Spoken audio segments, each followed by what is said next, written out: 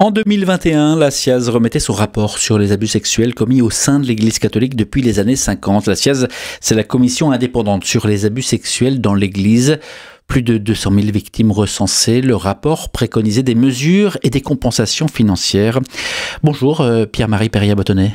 Bonjour. Merci d'être dans ce studio. Alors, victime, vous venez d'être indemnisé. Merci d'abord de venir témoigner. On va revenir sur votre histoire, mais vous confirmez avoir reçu une compensation financière. Oui, j'arrive au bout du tunnel, à la sortie du tunnel. Au bout du tunnel. Je rappelle que les indemnisations, la réparation financière, en moyenne, on était à 37 000 euros. On va entre 20 000 et 65 000 euros en fonction de ce qui est arrivé à la victime. Alors vous, Pierre-Marie, on peut parler du passé. On peut parler au passé.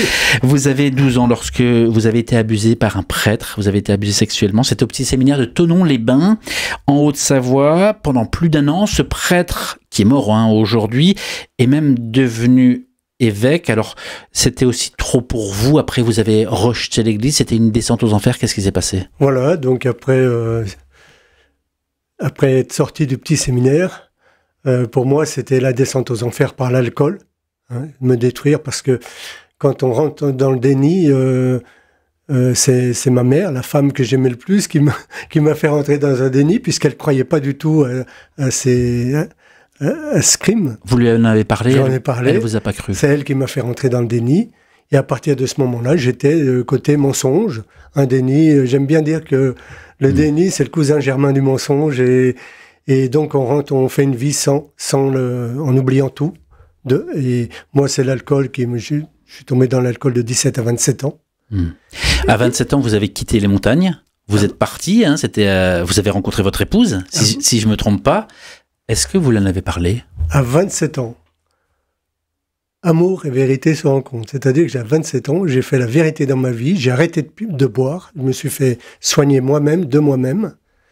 Et 1 mois et demi après, je rencontrais Brigitte, ma future épouse. C'est sa fête aujourd'hui, je lui souhaite bonne fête. Oui, ça me fait vite. Et je la rencontrais, et quand je l'ai rencontrée, je lui ai dit cette phrase: tu vois, je suis un jeune, je sors de l'hôpital, je viens de me faire désintoxiquer de l'alcool. C'est la première fois que je disais la vérité à quelqu'un de 17 à 27 ans. Et depuis ce jour-là, par contre, j'ai pas été jusqu'à lui dire je suis victime, j'ai été victime de la pédophilie, il y a eu des abus sur moi, etc. Ça, tout était resté dans le déni, dans mon cœur, jusqu'en 2003. Jusqu'en 2003, ça veut dire que vous avez été abusé dans les années 60 et ça a duré presque 40 ans avant que vous puissiez reconnaître et mettre des mots sur ce qui vous est arrivé. Avant que la parole de mon cœur soit libérée, parce que cette parole dans mon cœur, c'était des paroles de révolte vis-à-vis de l'Église, vis-à-vis surtout de cette personne qui était devenue évêque. Pour moi, c'était la plus grande révolte.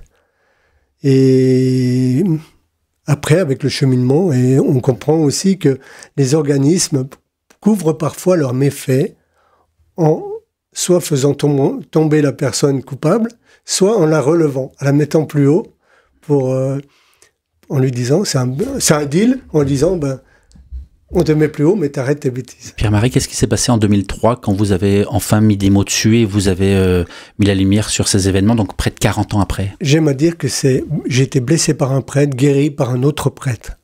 Un autre prêtre a eu une parole de connaissance dans ma vie, devant tout le monde. Il était à genoux? Il était à genoux, il pleurait. J'étais au service d'ordre, j'ai demandé Il parlait anglais, je ne parle pas un mot d'anglais, donc j'ai demandé à l'interprète qu'est-ce qu'il a. Il a perdu quelqu'un dans sa famille. Et en fait, non, il pleurait avec Jésus à la croix.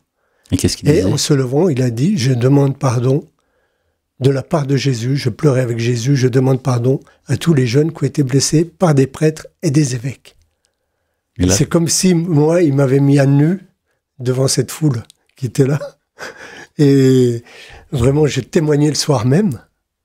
Et j'ai dit que je lui pardonnais. J'ai eu cette phrase qui venait du fond de moi-même aussi, du fond de mon cœur. Comme quoi je pardonnais à ce prêtre. Alors, il y a une chose qui va d'emblée avec, c'est que j'ai compris ce jour-là que le mal, ça n'intéressait jamais de faire qu'une victime. Le mal fait toujours 2 victimes. La victime du mal commis et la victime du mal subi. Je préférais être dans le 2e cas. Mais tout de même, comment est-ce que, là vous avez dit, dans une église, quand vous avez vu ce prêtre qui vous a finalement un peu ouvert les yeux, qui a ouvert votre cœur, mais comment est-ce que vous avez continué à fréquenter une église qui engendre de tels monstres? De 17 à 27 ans, j'avais quitté l'église. Ça me mettait des boutons, j'étais allergique à l'église. Je me servais même de la Bible pour lutter contre elle. Par contre, en 80, quand j'ai rencontré Brigitte, on s'est mariés, et tout ce qui était enseignement religieux depuis tout petit, tout est revenu comme un flash. Et j'ai fréquenté l'église, l'Eucharistie, j'étais le bon petit chrétien lambda du dimanche, mais sans plus. Par contre, ce jour-là, je pense que j'ai reçu une dose d'Esprit Saint qui m'a ouvert les yeux sur et la vérité. Qui nous convainc du mal, c'est l'Esprit Saint. Pierre-Marie, vous réalisez que ce que vous dites là, ça peut paraître inaudible. Je pense à d'autres victimes, peut-être qui nous écouteraient, ou même à des associations comme la Parole Libérée, qui ne supportent pas que ce type de témoignage soit aussi clair, aussi transparent. Vous réalisez? Oui, parce que ces gens-là sont dans le monde, ils restent du monde, et on est dans un monde paradoxal. Ce qui y a de paradoxal, c'est que quand on les écoute, on dirait qu'ils en veulent plus à l'Église qu'aux prêtres, qu'aux coupables. Or, moi, je dis bien, c'est un homme qui m'a blessé, c'est pas l'Église. C'est un homme qui vous a blessé, c'est un prêtre qui est donc devenu évêque. Là, si vous êtes là aujourd'hui, Pierre-Marie, c'est parce que vous venez d'être indemnisé.